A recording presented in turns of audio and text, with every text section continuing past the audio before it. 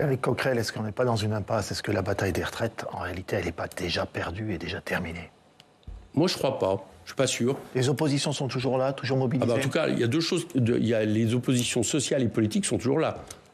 Sociales, vous savez, depuis je ne sais pas combien de mois, on nous annonce la fin de l'intersyndicale. Elle appelle à une grande journée de mobilisation le 6 et tous les responsables syndicaux, Laurent Berger compris, préviennent le gouvernement qu'il ne faut pas utiliser je ne sais quel artifice pour faire en sorte que la proposition de loi Lyotte, le 8, ne soit pas votée. D'accord ?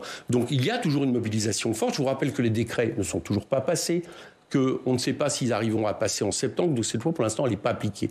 Et moi, je crois que... Donc c'est autant d'espoir pour vous? Oui, je crois que, vous savez, je fais partie d'un milieu professionnel avant d'être élu, qui est la voile de compétition, vous le savez, où on dit que tant que la ligne d'arrivée n'est pas franchie, eh bien la course n'est pas perdue. Eh bien moi, j'ai le même point de vue sur cette loi parce qu'elle n'est pas bonne. Elle ne règle aucun problème par rapport au régime des retraites, mais par contre, elle force les Français à travailler 2 ans de plus. Et c'est une fois de plus sur le monde du travail qu'on demande de faire peser les sacrifices. Donc pour ces raisons, il faut mener la bataille jusqu'au bout et puis on tirera les conclusions après. Alors, avant de parler des conclusions, est-ce que vous ne donnez pas quand même un peu un faux espoir aux opposants à cette réforme des retraites en leur faisant croire que cette réforme sera abrogée et que ce texte pourra aller jusqu'au bout? C'est peut-être pas la peine de reprendre les arguments du gouvernement là-dessus. On entend ça depuis des jours.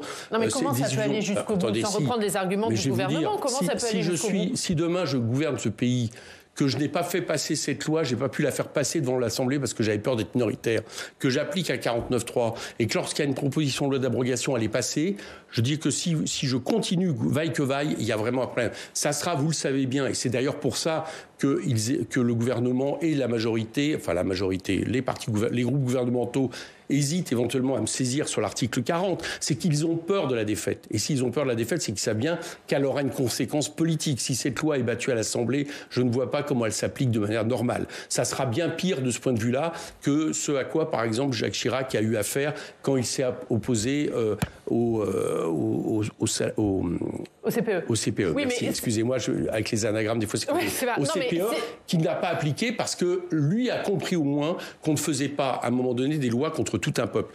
Là, ce gouvernement est dans cette situation. Si l'Assemblée vote contre, j'espère vivement pour la suite de son quinquennat, et ne serait-ce que ça, parce que je vous remarquez qu'on n'en est qu'à 1 an, il reste 4 ans, qu'il ne passera pas outre le vote de l'Assemblée. Et puis sinon, on verra. Ça partira au Sénat, voilà. Ça reviendra à l'Assemblée.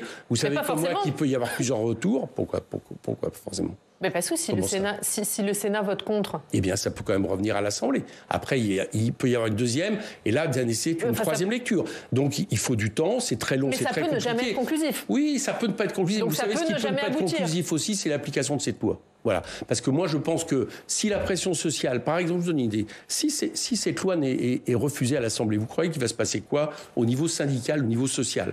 Vous croyez que ça ne va pas donner un regain d'activité de mobilisation? Moi, je le crois. Voilà, je crois que ce gouvernement n'en sera de ce point de vue-là qu'au début de ses problèmes.